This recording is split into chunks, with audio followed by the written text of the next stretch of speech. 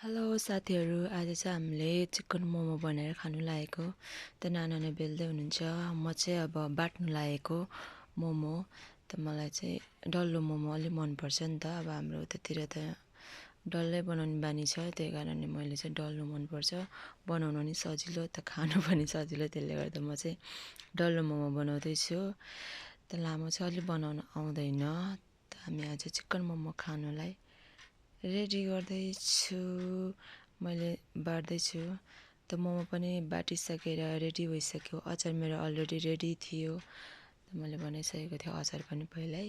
त्यसको चाहिँ मैले भिडियो बनाउन सकिनँ। त हामीले ग्यासमा पनि हालेँ। मेरो मङ बास्ना पनि आयो, मोमो पाके पनि। त हाम्रो मोमो आज रेडी पनि भइसक्यो। त खानुको लागि मैले अचार लिएँ। यतापट्टि सुप पनि मिठो हुन्छ। त म चाहिँ हालेर चाहिँ खानु लागेको मेरो अचार, मेरो सुप। त तातो मोमो खानुपर्छ नि त। चिकन मोमो चाहिँ फेरि तातो खाएन भने मलाई मन पर्दैन क्या, त्यति मन पर्दैन नि त। तातो खायो भने चाहिँ मलाई मनपर्छ, त्यही कारण मैले खाइहालेँ है। त एक दुई पिस मैले खाइदिएँ। त कस्तो मिठो थियो। त त्यो सुपमा यो अचार हाल्नुपर्छ, त झन् मिठो हुन्छ।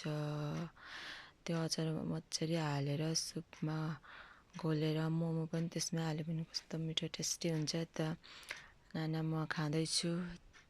त पचाउने पनि ल्याएको थियो। त हामी त्यो पचाउने पनि खाँदैछु। त मेरो यो झोल मोमो मैले सुप र झोल मिक्स गरेर त्यसमा मोमो हालेर खाएको। त मैले नानाहरूलाई पनि बोलाएँ खाना खानु, मोमो खानुलाई। त हामीले बेलुका पनि मिलेर यसरी खायौँ। त आजको मेरो चिकन मोमो मिनी भ्लग कस्तो भयो तपाईँहरूलाई हेरिदिनु होला, लाइक गरिदिनु होला। धन्यवाद।